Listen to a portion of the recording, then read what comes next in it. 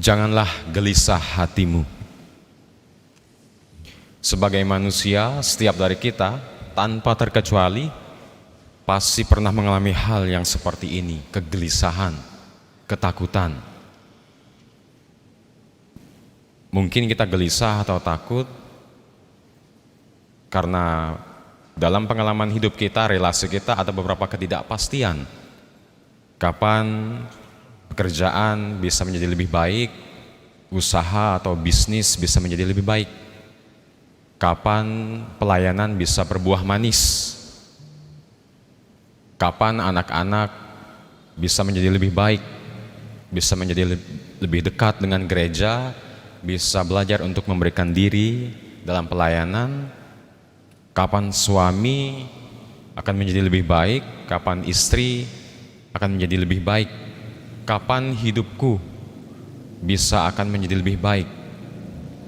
Kita gelisah, kita takut. Karena mungkin karena keterbatasan kita sebagai manusia. Tentu saja sebagai orang-orang yang dikasihi Tuhan, orang-orang yang ditebus, ketakutan atau kegelisahan bukan menjadi bahasa kita dan seharusnya tidak menjadi bagian dari perjalanan iman kita. Kalau ada keraguan, kalau ada pertanyaan-pertanyaan tentang keimanan, pilihannya bukan gelisah, bukan takut. Tetapi kita harus bersandar akan sabda Tuhan, sabda Yesus sendiri. Jangan gelisah hatimu. Mengapa?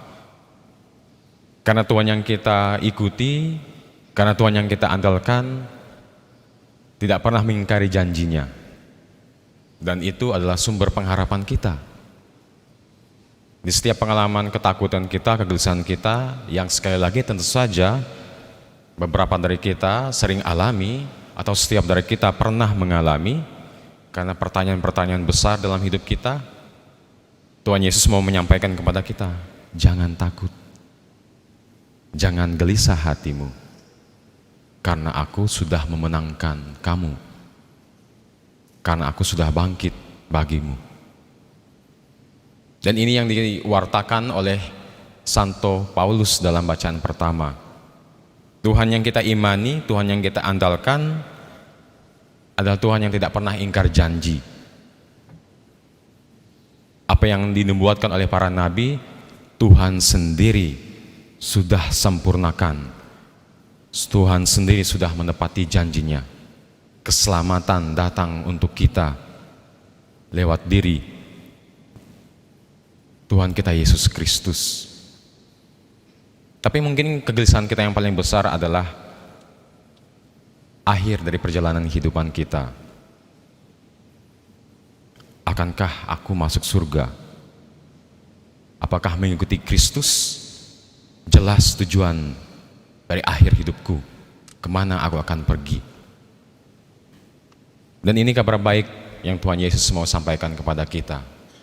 Di luar dari kegelisahan kita setiap hari, pekerjaan, relasi, kepastian akan usaha kita, bisnis kita, pendidikan anak-anak. Tapi satu kegelisahan besar ini, apa akhir dari perjalanan iman kita? Tuhan Yesus secara tegas mengatakan kepada kita, jangan gelisah hatimu. Ada banyak ruang, ada banyak kamar di rumah Bapa. Jangan takut. Jangan takut. Ini yang dikatakan oleh Paus Benediktus ke-16. Setiap dari kita diciptakan untuk sesuatu yang besar. We are meant for greater things. Ada kamar untuk setiap dari kita di rumah Bapa, di kerajaan surga.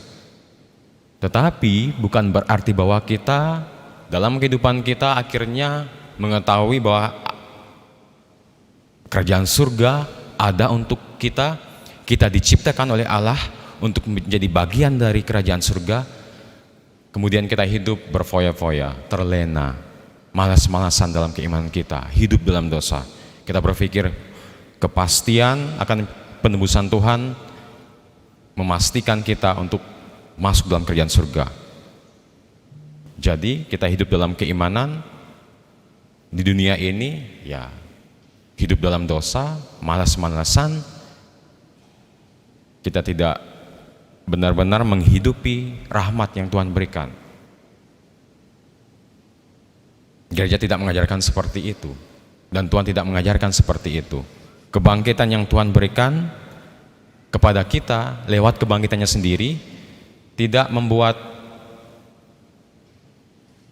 apa yang Yesus ajarkan selama pelayanannya di dunia ini menjadi tanpa makna, tanpa arti. Kita meskipun diciptakan untuk sesuatu yang besar, untuk kerjaan surga, bukan berarti kita bermalas-malasan dalam keimanan kita. Kita sudah diberi kepastian bahwa Yesus adalah jalan, kebenaran, dan hidup, dan kita harus ikut ambil bagian. Perintah ajaran Yesus dalam pelayanannya selama hidupnya di dunia ini sebelum kebangkitannya juga punya makna. Ajaran-ajaran Yesus tentang mengampuni musuh-musuh kita, mencintai, mengasihi orang-orang yang harus dikasihi, membantu orang-orang yang fakir miskin, orang-orang terlantar, mengunjungi orang-orang sakit. Semuanya adalah bukti bahwa kita yang ditebus, kita juga bisa memaknai respon kita tentang kasih dan rahmat Allah. Jadi tidak ada alasan untuk kita bermalas-malasan meskipun kita sudah ditebus oleh Kristus. Karena Tuhan tidak mau kita menerima rahmat penebusan lewat tumpahan darah Sang Putra di kayu salib yang begitu mahal, membuat kita malas-malasan. Karena cinta tidak membuat kita malas. Karena cinta di kayu salib tidak membuat kita pasif. Justru cinta Yesus di kayu salib, rahmat penebusan memampukan kita untuk merespon, untuk menanggapi rahmat kasih Allah dengan hidup kita. Makanya Tuhan Yesus mengatakan, jadilah terang dan garam bagi dunia. Kita ikut ambil bagian dalam kehidupan kita. Jadi jangan takut dan gelisah. Hidup dalam pertobatan. Mungkin kita akan kaget. Orang-orang yang mungkin di mata kita tidak mungkin masuk surga. Karena selama hidupnya tidak sesuai dengan apa yang kita pikirkan. Kita tidak tahu. Mungkin orang-orang seperti ini pada akhir hidupnya akhirnya mengakui rahmat kasih Allah dan hidup dalam pertobatan. Setiap dari kita punya ruang, punya kamar di kerajaan surga. Jadi hidupilah rahmat ini dalam perjalanan iman kita, dalam relasi kita setiap hari. Karena cinta memampukan kita untuk melakukan hal-hal yang sudah Tuhan Yesus sampaikan, wartakan.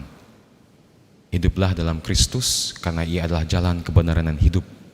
Hiduplah sebagai orang-orang yang sudah ditebus, orang-orang yang dikasihi, dan kasih ini memampukan kita untuk menjadi garam dan terang di masyarakat, di keluarga, di dunia ini.